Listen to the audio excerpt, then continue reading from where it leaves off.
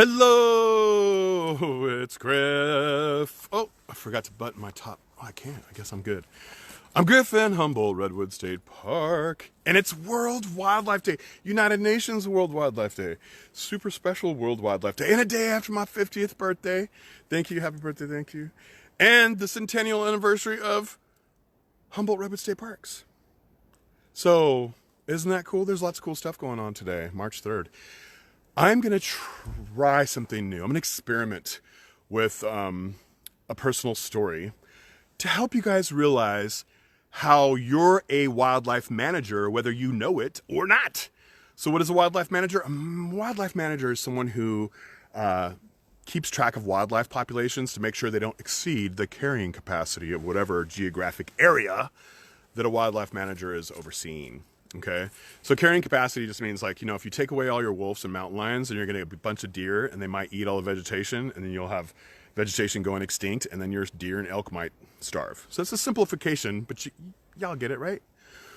So I'm going to tell you about how I had a personal experience with managing wildlife inside my house, and how you can help us with wildlife management when you come to the park, okay, to Humboldt Redwood State Park.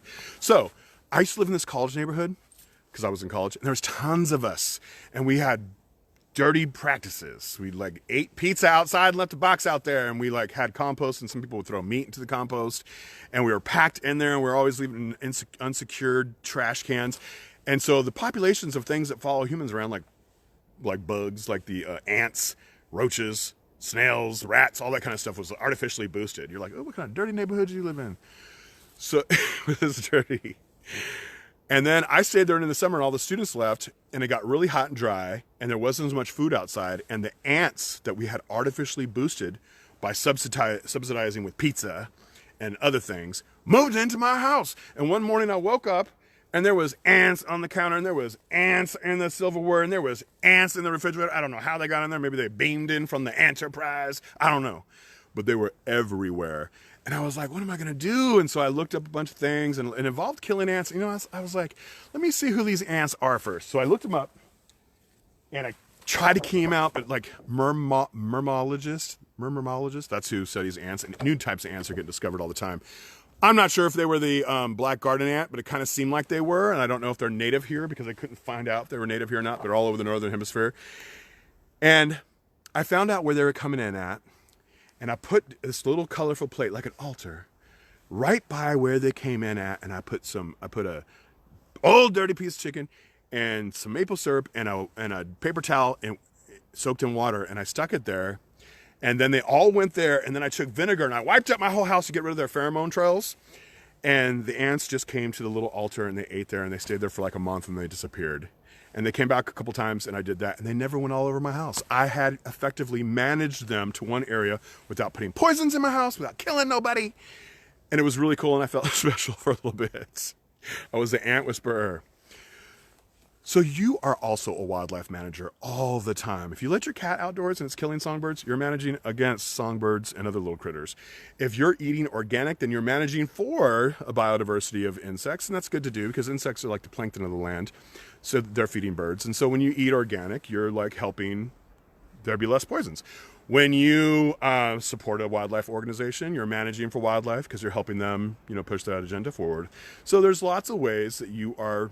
There's tons of ways. We can get millions. Put an example in the comments of how we are managing wildlife, whether we know it or not. So when you come to the park, you have to realize that a lot of Humboldt Redwood State Park is old growth forest. Okay, but it's like islands of old growth because 95% of the old growth was cut down.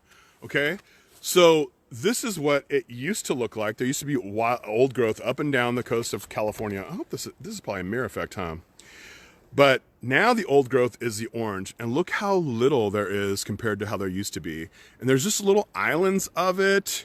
So that's called fragmented habitat. Now, a lot of species need old growth to nest in. And so now that there's only 4.6% left or something like that, most of those are endangered species. And they used to be protected by miles and miles of old growth forest from things like jays and ravens. So jays and ravens are kind of like ants in that and here's a raven, and you can tell it's a raven and not a crow because of its size and because it has this wedge-shaped tail, whereas crows are almost flat across. Okay, that's one way to tell. Plus, ravens make cool sounds. They even beatbox, are like, you'll hear that in the forest. You could bust up a rhyme to it when they do that. So ravens are really cool. And then jays are cousin jays, which are also corvid. Steller's jays, that's what we have here. They're also cool. But they didn't go into the old growth a lot historically. They did some. But now that there's campgrounds in towns surrounding these little tiny fragments of old growth forest, we have some problems. Especially since some of y'all are dirty. Some of y'all come in with like your plastic bags and you have your trash in there. And the ravens see that and they're like, what? You think that's going to stop us? And they get in there and they rip it apart. And it subsidizes them. So more ravens come, more jays come to the old growth forest where normally this wouldn't be a hot spot for them because there's not a lot of food here. Now jays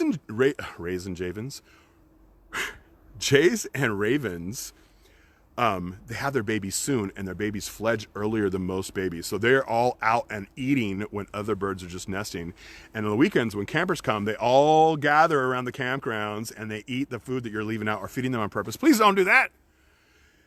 And then when you leave, they go out into the forest and they scavenge for food. And what they're doing is they're robbing nests and eating other birds' babies, especially, or not especially, but unfortunately, the marbled murrelet babies. So we really need you to realize that you are a wildlife manager all the time, and especially when you're in these fragmented habitats, you can make a big difference. Please secure your food. Please do not feed jays and ravens. Please secure your trash.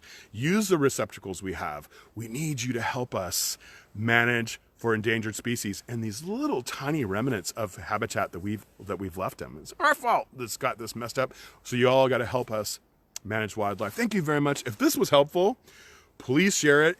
Happy World Wildlife Day. I'm going to come back with more videos about how you are a wildlife manager, whether you know it or not.